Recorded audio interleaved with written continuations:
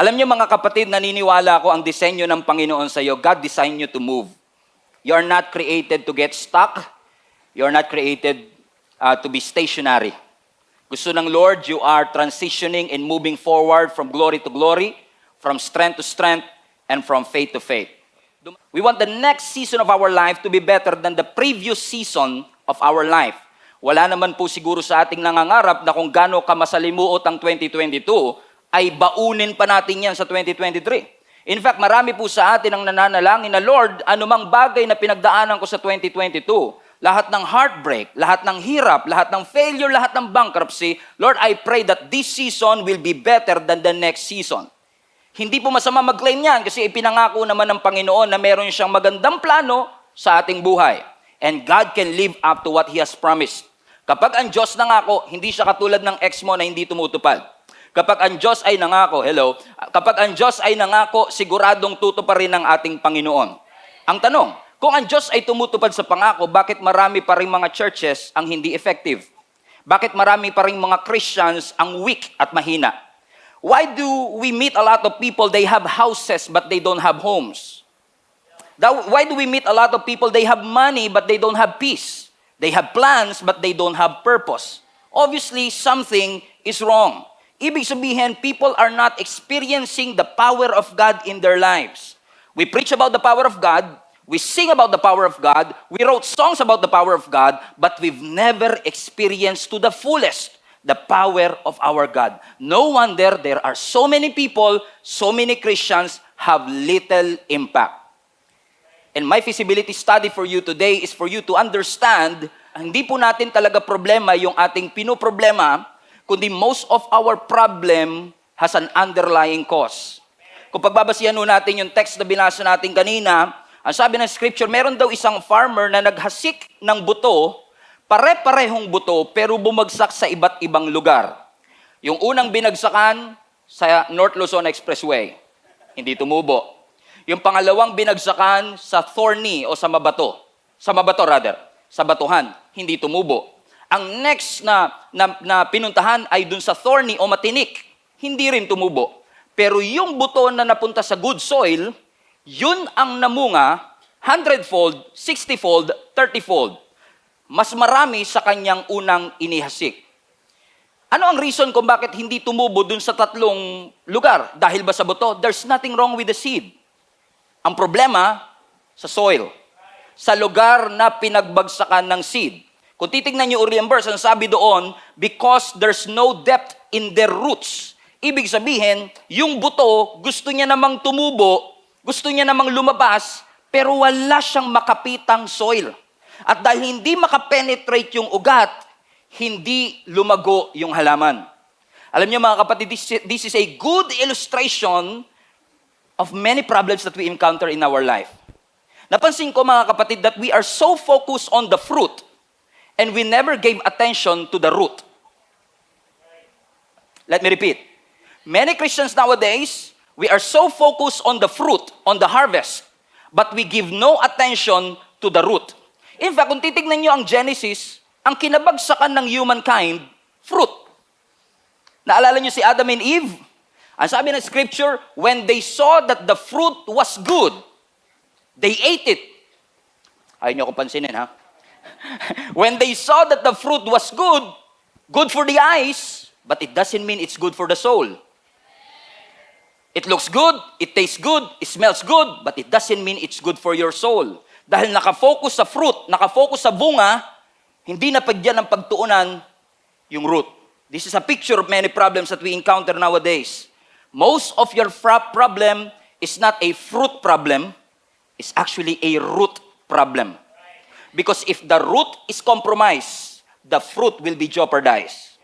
Let me repeat. If the root is compromised, the fruit will be jeopardized. Kung titignan nyo naman ang Bible, mga kapatid, dalawa lang naman po ang pagpipilian ng tao kung saan niya gustong kumampi. Ang sabi ng scripture, saan nyo ba gusto? Sa blessed life o sa cursed life? Sa abundance or sa barrenness? Sa sin or sa righteousness? May advantage kapag pinili mo ang tama, may disadvantage kapag pinili mo ang mali. Ang sabi ng scripture sa Proverbs chapter 12 verse 3, sin cannot offer security. Ibig sabihin, kung pipiliin mo yung maling side, walang security kapag pinili mo ang mali. Amen. Thank you. Amen, Pastor. Preach it. Hallelujah. Amen. Sin cannot offer security, but if you live right, you will be secure as a tree with deep roots. Meaning, kung may mali sa bunga, check the roots. I-check mo ang ugat, kapatid. What am I saying? Kung may mali sa mga buhay natin, hindi ko sinasabing laging ganito ang sitwasyon. This is maybe not an absolute truth. But if there's something wrong with your life, imbis na maghanap tayo ng masisisi, let us check the root. I-check mo yung values mo, work ethics mo, behavior mo, habits mo, convictions mo, because those are root systems of your life. Kasi kahit na gaano kataas ang pangarap natin, kung may mali sa values natin, walang mangyayari. Let me rephrase. Kahit na gaano kataas ang gusto mong marating, your attitude will determine your altitude. Yung skyscraper is an illustration of what really God wants for your life to be. Kahit anong floor na ho ang meron ka sa buhay mo, there's always another level for your life. Gaano ka man ka-successful, there's always another level for your life. At ang destiny na inilaan at pinagbayaran ni Kristo para sa iyo, kapatid, is skyscraper, hindi bonsai. Don't settle for less. Pero ang tanong, pag nagtatayo ka ng mataas na building, hindi ako engineer, dapat malalim din ang pundasyon na iyong itinatayo. If you want to grow higher, you have to dig deeper. You want to grow up, you have to grow down. Lahat tayo madaling mangarap ng skyscraper. Lahat ng dreams, skyscraper. Pero walang gustong magbigay ng atensyon to check our roots. To build the right foundation. Gusto ng building, tamad maghukay. Ang first stage of building buildings, I believe, na pinaka-importante is for us to dig deeper. And when you dig, watch this, when you dig with a growth mindset. Pag nagpatayo ka ng bahay, ini-imagine mo na kagad kung gaano kataas yung bahay na gusto mo. 3rd floor, 4th floor, at yung lalim ng hukay mo nakadepende sa taas ng building na gusto mo. Mali ba yung sinasabi ko? O tama? Tama. Amen? Amen. So ibig sabihin, naguhukay ka pa lang, meron ka ng perspective kung ano gusto mo mangyari. So kung ikaw, kapatid, ay merong growth mindset, you will not just dig. You will dig deeper. Kung meron kang winner mentality, you will not just dig. You will dig deeper. Knowing na ang plano ng Panginoon sa iyo ay hindi lang pangkawayan, kundi pang skyscraper. At kung skyscraper ang plano ng Panginoon, kailangan mas malalim yung hukay natin. At pag naguhukay ka, may pala ka kunwari, naguhukay ka, amen, you are actually digging by definition, is actually turning the soil over. By definition, pag naguhukay ka, binabaliktad mo lang yung soil. Bakit, Pastor? Because you are creating room for the plant to grow. Kaya ka naguhukay. Actually, by definition, when you dig, you are making the soil light enough para magbigay ng room dun sa halaman na mag-grow. Naintindihan niyo po ba yung sinasabi ko, mga kapatid? Napakahalaga ho kasi ng soil sa agriculture. Kanina, engineer ka, Pastor. Ngayon, farmer ka naman. Grabe, daming alam ni Pastor. Kasi, kung ang digging ay important sa pagtatayo ng building, naniniwala ako, mga kapatid, na ang soil din ay importante sa growth mo. Bakit? Ang soil ho kasi ang nagbibigay ng nutrients sa halaman. Ang soil din ang kinakapitan ng ugat ng halaman. So ang question, kamusta yung soil na nasa paligid mo? Alam niyo kung bakit minsan kailangang idig? Kasi may mga soil na hindi okay. Kailangan yung soil maging mataba. Kaya nga mga kapatid, minsan nagtataka ka, determined ka naman, masipag ka naman, but because you are surrounded with bad company, you're not growing. You should check the soil. Sabihin nyo nga po sa katabi nyo, check the soil. Sa soil kasi sa agriculture, ang sabi to ng survey 95% of our food depends on soil ecosystem. Think about it. 95% depends on soil ecosystem. So, ibig sabihin, mga kapatid, kailangan hindi lang mabuti at maayos ang buto, dapat ang soil mabuti rin. Amen? We have to dig deeper. We have to check the soil kasi yung seed na nilagay ng Lord sa'yo, yung skills na binigay ng Lord sa'yo, yung talent na ipinagkaloob ng Lord sa'yo, yung gift, anointing na binigay ng Lord sa'yo, may potensyal. Huwag mong hayaang kainin ng maling friends. Sama niyo na rin yung kumpanya. I was supposed to. Amen? Ang iyong skills and talent, you will not grow on the wrong soil. Do you understand, mga kapatid? Dig. May potential ka. So let's just continue to cast that seed. Alam niyo, mga kapatid, what you are doing right now, listening to the Word of God, is beneficial for your eternity and for your soul.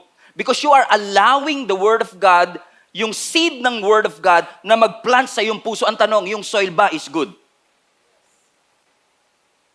Ang puso ba natin ay humble and open, teachable, to receive what God has for us? Sabi ng text na binasa na po natin sa Matthew 13 verse 3, listen, a farmer went out to plant some seed. Verse 4, as he scattered them, everybody say scattered. Scatter. Ang scatter ho kasi is, sa unang panahon, sabi po ng mga nabasa ko mga kapatid is that, nung unang panahon, when farmers are sowing, they usually use their hands. No? Yung buto, ini-scatter nila gamit yung kanilang kamay. So ganun yung nangyari sa Matthew 13. May isang farmer na naghasik ng buto, iba-iba ang kanyang binagsakan because you are literally casting the seed. In fact, ang Old English term dito ay broadcast. Ano sa TV and media, we call it broadcast because you are actually casting it on a broader place. Just like what we're doing right now. We are streaming this service live online nanggaling sa isang lokasyon, but the seed ay nakakast sa iba't ibang panig ng mundo. So sometimes walang problema sa seed. Minsan may problema sa tumatanggap ng seed. Etong Pastor Stephen na to, lagi akong pinapatamaan nito. Or, tinatama ako ng Lord ngayon. What kind of seed, what kind of soil are you? What kind of heart you have sa araw na ito? Because yung seed na yan, may potential. Yung personality, yung gift, yung talent na ipinagkaloob sa iyo ng Lord, may potential. At hayaan mo na ma-maximize natin yung anumang bagay na ipinagkaloob ng Panginoon sa atin, anumang resources na ipinagkatiwala ng Diyos sa atin, ay masiguro natin na ma-maximize natin at yung potential natin bilang mga anak ng Diyos ay ma-maximize to the fullest. Kasi lahat ng mga seed, napansinin nyo, lahat ng mga achievements natin galing sa seed, sa idea. Yung business na naitayo mo galing sa dream. In fact, even our biological life galing sa seed. So yung seed may potential. So ibig sabihin, there's nothing wrong with the seed, pero minsan nagtataka tayo kung bakit hindi nagiging epektibo ang ating buhay. We have this what we call harvest problems. And usually, mga harvest problems natin are usually caused by a seed problem. Usually caused by a soil problem. If you don't like the fruit, you should check the root. Kung hindi natin gusto ang bunga, kailangan i-check natin yung ugat. Minsan, madali tayong maghusga, madali nating ma-minimize yung achievement ng iba. Kasi nakafocus lang tayo sa harvest nila. Sa achievement nila. Nakapanalangin na rin po ko niyan. Lord, gusto ko mag-harvest. Ano mang pinangako mo sa akin, makuha ko sa aking buhay. Eh minsan pag nakakita tayo ng building na malaki, kunwari sa BGC, o kaya sa Makati, sabihin natin, oh, what a beautiful building. Pag nakakita tayo ng isang talented na person, sabihin natin sa kanya, wow, galing naman yan. Parang ang dali-dali lang sa kanya. Parang naturally gifted siya. Parang naturally anointed, naturally blessed, naturally talented. Most of the time, hindi sila naturally talented. Hindi mo lang nakita yung digging process. Hindi mo lang nakita yung grinding process. Hindi mo lang nakita yung planting process kasi nakatingin ka kagad sa harvest. Kasi tamad tayong mag-plant, gusto natin mag-harvest. Huwag mong i-shortcut ang harvest kung nasa digging stage ka pa lang, kapatid. Minsan sasabihin ng Lord sa'yo, keep digging, eliminate those unwanted amen, na mga elements sa yung soil. Sometimes God will ask you to leave some friends. or decline some opportunities. Why? Because God wants you to grow in your God-given destiny. Do you agree, mga kapatid? Amen? So keep digging. Kasi kung tamad na tayo sa digging, I assure you, tatamarin ka pa rin kahit sa harvest. Pastor? Yun nga yung pinapanalangin natin, di ba? Na magkaroon tayo ng harvest. Minsan, di ba, pag nasa digging process tayo, pag tayo ay nag-uukay pa lang, nagbibuild pa lang ng foundation, inaayos pa lang ang values natin, nagsisimula pa lang tayo dun sa business natin. Kapag nagsisimula ka pa lang, minsan dinidespise mo yung small beginnings, correct? Kasi ayaw natin ng effort, ayaw natin ng work. Gusto natin shortcut kagad at magkaroon ng harvest. What if I tell you, mga kapatid, na yung conflict na pinagdadaanan mo may not be the hardest part of your journey? What if I tell you na kung mahirap ang planting, minsan mas mahirap yung harvest? Think about it. Di ba tayo may idea tayo na kapag harvest, lahat ng tinanim ko noon, aanihin ko na ngayon. Kaya maraming tao at mga nagtatrabaho ngayon, Pastor, ang pangarap ko makapag-retire as early as possible. Ano ang unang pumapasok sa isip nyo kapag retirement? Nasa dagat kayo, may mango juice, tsaka may mango juice na may payong. Correct? Yun yung idea natin ng retirement. Yung araw-araw nakahiga ka lang, sinusubuan ka ng grapes, pinapaypayan ka. Yun yung idea natin ng retirement. Kaya excited na excited ka sa harvest. Kaya ikaw grinding. You're killing yourself to death. Hindi ka nagpapahinga because ang iyong pinaghahandaan is yung harvest time. Correct? But what if I tell you na minsan mas mahirap pa yung harvest kaysa sa planting? Imagine mo kung nagtanim ka ng mais. Buong farm, 1 hektaryang mais. Pinag-pray mo, Lord, i-bless mo naman para umani. Umani ka. Ang daming mais. Harvest na. Pahinga na tayo. No. Hindi aanihin ng mais yung sarili niya. Kailangan may pumunta ng isa-isa dun sa mais para i-harvest siya. So harvest means work. Kaya marami sa atin ang nafo-frustrate kasi nag-pray ka ng promotion, binigay ng Lord yung promotion, ang inisip mo sa promotion, relaxation. Harvest na promote ako, sabi ng Lord, okay, gusto mo ng harvest, promotion, here you go, promotion. After 2 years, tinestify mo pa yung promotion. After 3 years, Lord, ano ba naman tong trabahong to na binigay mo? Sabi ng Lord, di ba gusto mo ng harvest? Gusto mo ng promotion? Oo nga po, Lord. Bakit? Akala kasi natin yung promotion, relaxation. Promotion means more work. The company is paying you to absorb stress. Amen. Nung nagka-business ka, Lord, harvest. After 1 year, magkakaroon kami ng iba't ibang branch sa iba't ibang dako ng Pilipinas para makapagpahinga na ako. And guess what? Nung nalagay na yung 7 branches, hindi ka na makatulog, wala ka ng time sa family mo. Sabi mo, Lord, ba't ganito? Pinag-pray ko harvest. Sabi ng Lord, harvest nga eh. Yun nga lang, may mali tayong conception that harvest means relaxation. But harvest doesn't mean relaxation. Harvest means work. You have to work out and claim, possess the possession that God has entrusted into your life. Now you understand kung bakit 1 year ago, tuwang-tuwa ka sa blessing, right now, you are complaining the same blessing na ipinagpasalamat mo, at ang tanong mo ngayon, what happened to my miracle? Because of the wrong perspective. But we thank the Lord. Kung pinopromote ka ng Panginoon, kung i-expand ng Lord ang territory mo, ini-enable ka rin ng Panginoon para mapagtugumpayan ang iba't ibang mga challenges sa level that you are in right now. May concept kasi tayo, kapag blessed ang isang simbahan, walang problema ang isang simbahan. Hello? Na kapag maraming mga outreaches ang isang simbahan, we have a concept of church planting means relaxation. No. And I say this with all humility, my friend. What if the harvest that you are praying for is already here? But because you have a concept of harvest as relaxation, nakita mo na yung mais, ayaw mong anihin. Nabubulok na yung harvest, hindi mo mapakinabangan kasi tinatamad kang magtrabaho. Parehong hindi po madali. Pareho pong nagre-require ng dedication and commitment. Kaya nga po sinasabi ko, kung nahihirapan ka sa digging, dahil nakita mo yung iba nagfi-finishing na, ikaw nasa digging process pa din, nagpipintura na sila, ikaw naghuhukay pa rin, naglalagay na sila ng furniture, ikaw nag-uukay pa rin, huwag kang mag-settle for less dahil lang nag-finishing na sila. Amen, nape-pressure kasi tayo dahil iba naglalagay na ng mga flower vase, naglalagay na ng kanilang mga kurtina, ikaw nasa digging process pa rin. Kaya ka gustong paulit-ulit na sabihan ng Lord, keep digging, kasi ang sinasabi ng Panginoon, sila hanggang third floor lang, pero yung sa'yo pang skyscraper. You have to keep digging. Keep digging. Keep digging. At dahil nakita mo yung iba, mas maganda na na-achieve, mas malaki na ang sweldo nila sa'yo, nung nagbigay ng opportunity sa paligid mo, grinab mo agad. Ayoko na ng digging. Ayoko na ng hirap. May opportunity sa abroad, go for it. May opportunity sa isang kumpanya, the grass is greener on the other side, go for it without even praying for it. You go for it. It is a great opportunity. But the question is that your assignment? Kasi kahit gaano kaganda ang opportunity, kung di yan ang assignment ng Lord sa'yo, don't do it.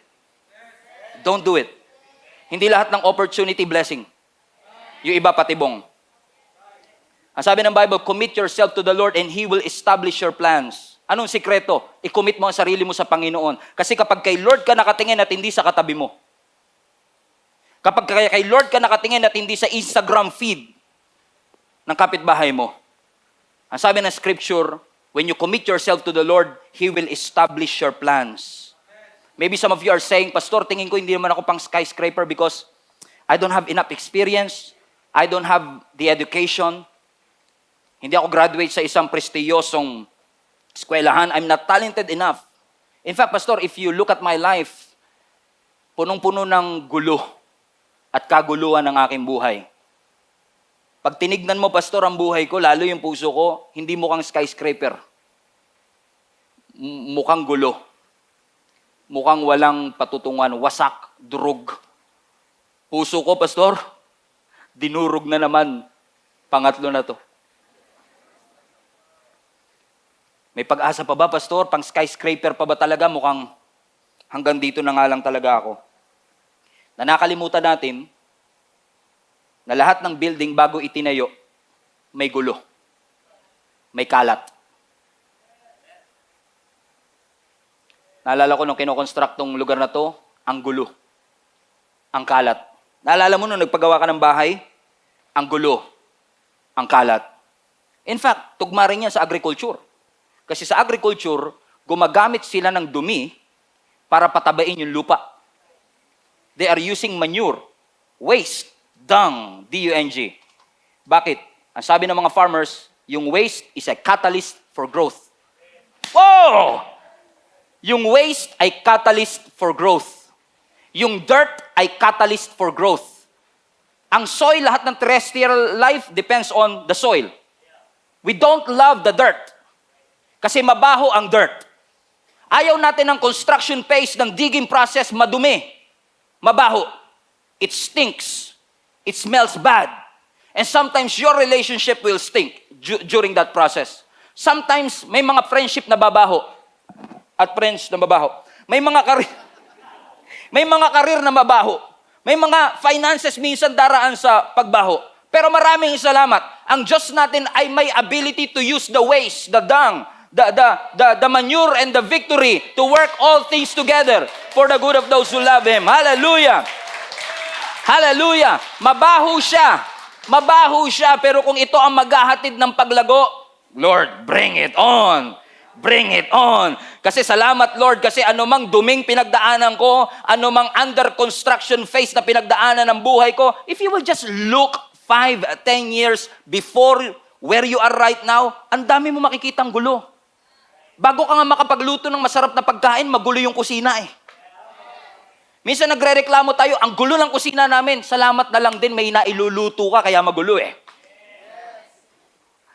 Amen?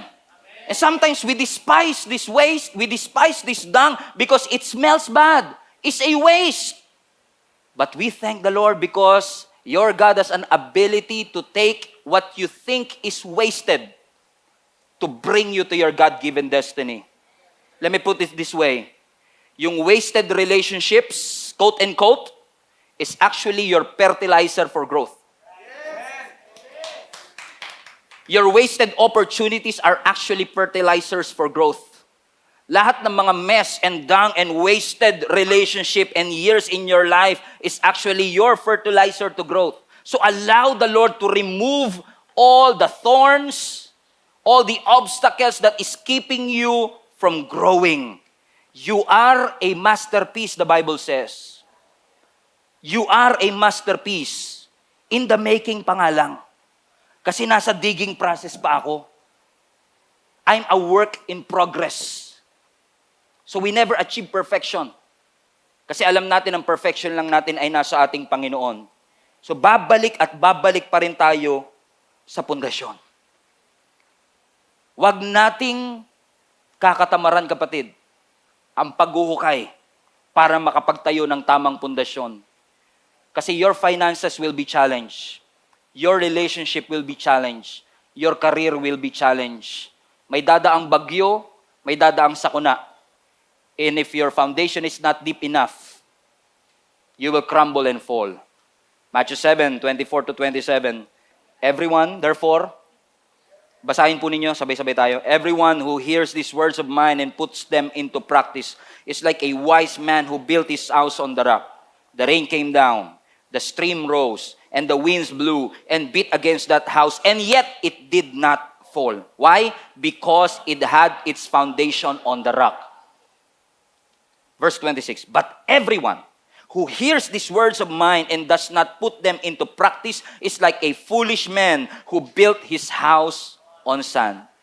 The rain came down, the stream rose, and the winds blew and beat against that house, and it fell with a great crash. Yung isa nagtayo sa bato, yung isa nagtayo sa buhangin, parehong binagyo, yung isa bumagsak, yung isa nanatiling nakatayo. Anong difference? Foundation. Anong sinasabi ng scripture? Yung mga taong nakarinig pero hindi pinapractice yung narinig, ay parang taong nagtayo ng bahay niya sa buhanginan. Bakit? Hindi mo in-apply yung natutunan. May wisdom kang nakuha, hindi mo natutunan. Nabasa mo, ang seatbelt nakakapagligtas ng buhay, ayaw mo mag-seatbelt. Because wisdom is applied knowledge. Madaling mag-acquire ng knowledge these days because of Google. But wisdom is applied knowledge. When you apply the word of God that you receive, when you apply the knowledge that God has given to all of us.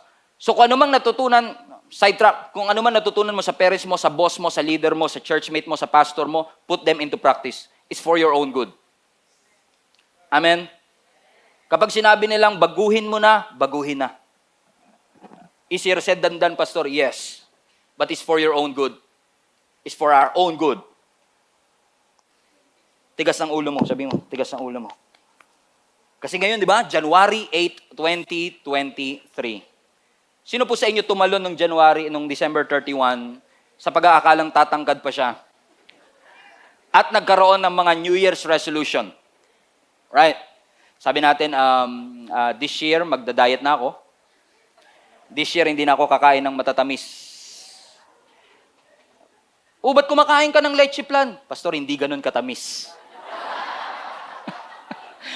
Mga palusot. Madalas akong ganyan, Pastor, tikman mo to. Hindi kasi ako mahilig sa sweets eh. Pag tikman mo to, Pastor, tikman mo to. Bakit? Hindi masyadong matamis. Nag-dessert pa, hindi naman masyadong matamis. Alam. Church, ang goal ko for this year, like our church, ang goal natin to establish 7 churches. Ang goal mo siguro sa buhay mo, magkaroon ka ng first million in your bank account. Maybe ang goal mo makapagpatayo ng sarili mong bahay this year. Maybe ang goal mo makapagtapos ng pag-aaral o makapasa sa board exam. Those are good goals. Unfortunately, madaling baguhin ang goals. Mahirap baguhin ang habits. Let me repeat. Madaling baguhin ang goals. Mahirap baguhin ang habits. Kahit magbago tayo na magbago ng goals, kung hindi tayo magbabago ng habits, hindi natin ma-fulfill at magagawa yung ating mga goals. Bakit? May pattern na kailangang wasakin para tayo ay lumago doon sa destiny na pinapagawa at pinapapuntahan ng Panginoon sa atin.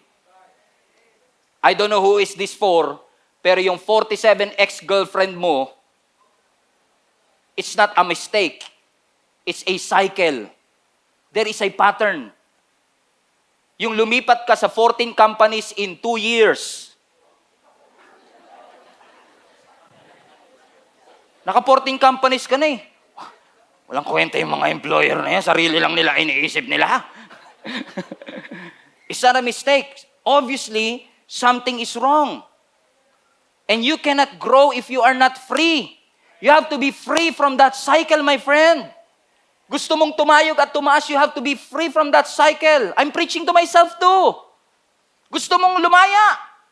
Gusto mong lumago. Kailangan ma-free ka sa mga cycle na yan.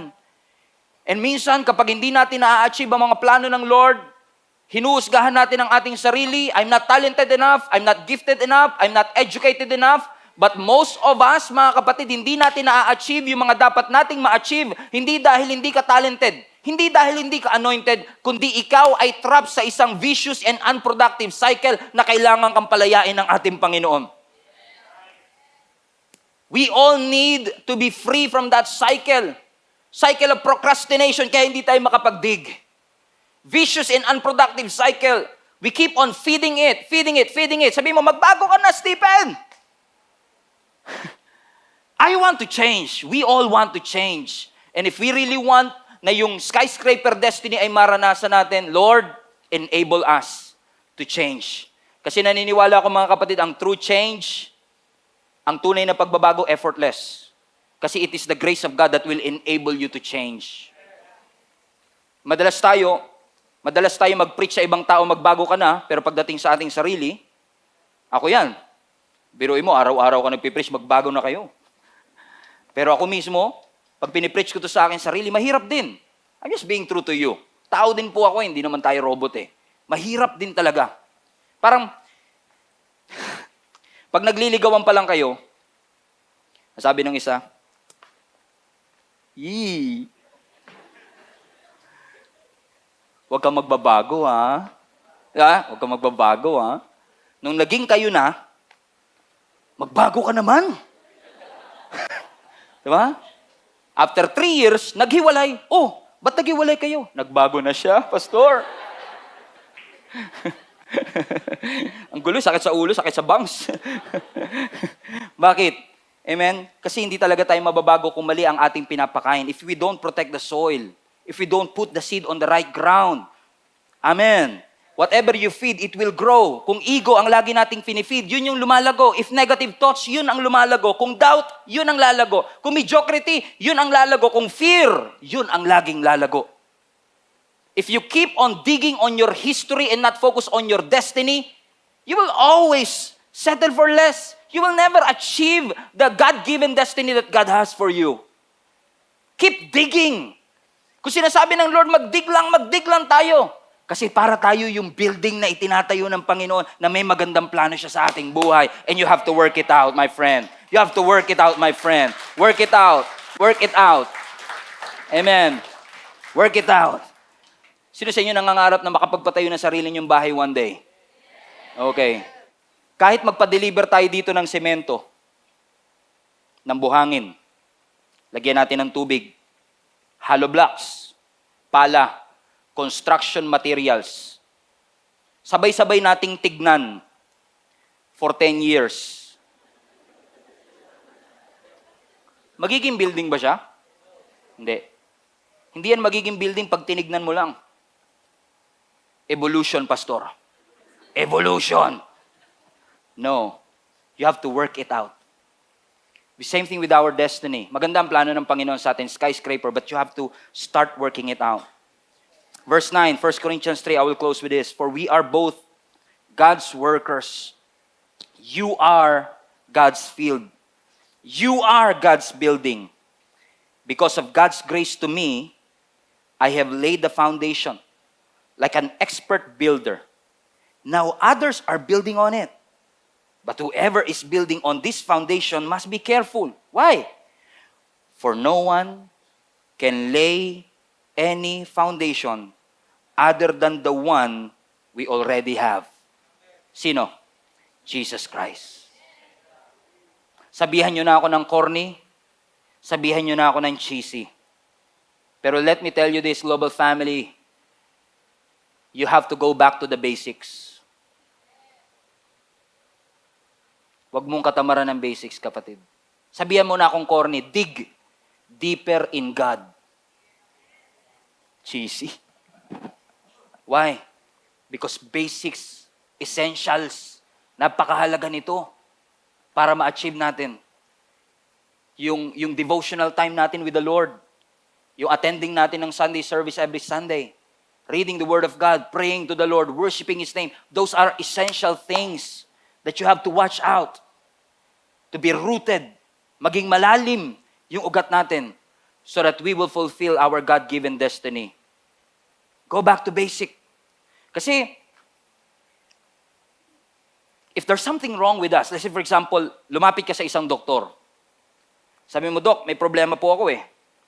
Hindi po ako kumakain, hindi po ako natutulog, hindi po ako nag-e-exercise, ang sama po ng pakiramdam ko. Ano po kayang dapat kong gawin? What do you think ang i-advise ng doktor sa kanya? Pastor, Dok, ba't ganun? Ang sama ng pakiramdam ko. Hindi ako natutulog, hindi ako kumakain, hindi ako nag-e-exercise. Ano kaya sasuggest ng doktor sa kanya? Hindi ako doktor, no? Pero I think, ang sasabihin ng doktor siguro, try mo munang umuwi, matulog ka, kumain ka, mag-exercise ka, and if symptoms persist, go back to me. Correct? Anong sinasabi ng doktor? Go back to basics first. Baka mamaya, Pastor, Dok, hindi ako makatulog. Cancer ba to, Dok? Mahirap mag-assume at mag-conclude agad based on this because you have to go back to the basics first.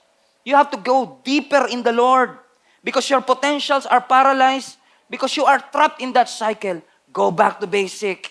Pray to the Lord. Maglaan ng panahon every morning to talk to your God. Maglaan ng panahon to read some books. Read the Word of God. Bumalik ka sa nakagawian mo. Masyado ka ng busy, hindi ka na nga nakakapagbasa ng libro katulad dati. Paggising mo ngayon, diretso ka na kagad sa shower. Dati, nakakapagmuni-muni ka pa. 10 minutes. Let's go back to that basics. Balikan natin. Kasi naniniwala ako mga kapatid, na kung pagtsatsagaan natin at pagkakatiwalaan natin ang Panginoon sa planting, sowing, and digging season of our life, siya ang bahala. Healthy things will always grow. Take care of the root, and you will grow. At kung dumating yung pagkakataon na ibigay sa atin ng Lord ang harvest, claim it and receive it.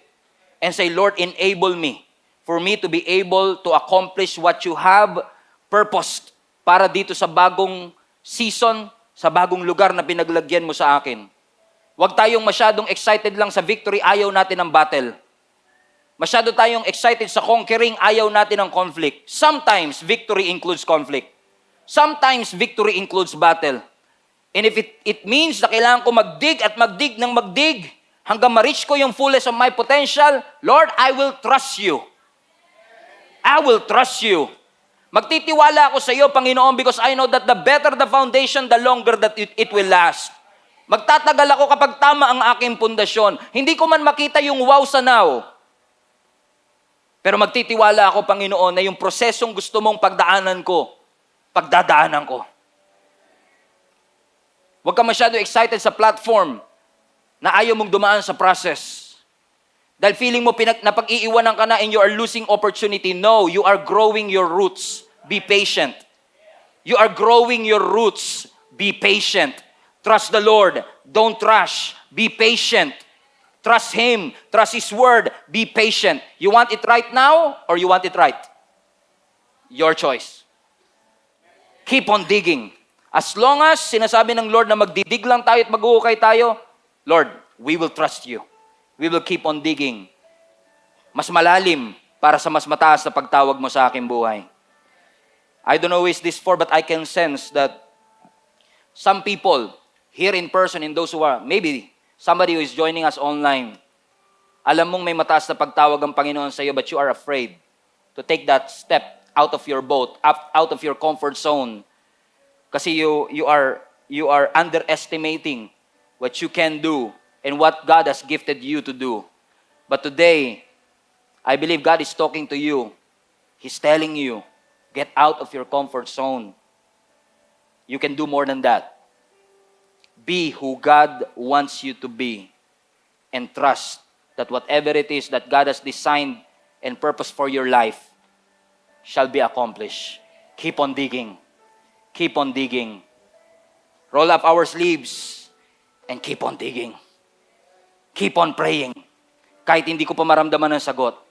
Keep on reading. Keep on listening. Keep on forgiving. Keep on desiring to grow and mature. And I assure you, maririnig ng Panginoon ang ating panalangin. And He will bring you to your skyscraper destiny. Father, we thank you. Let's bow our heads.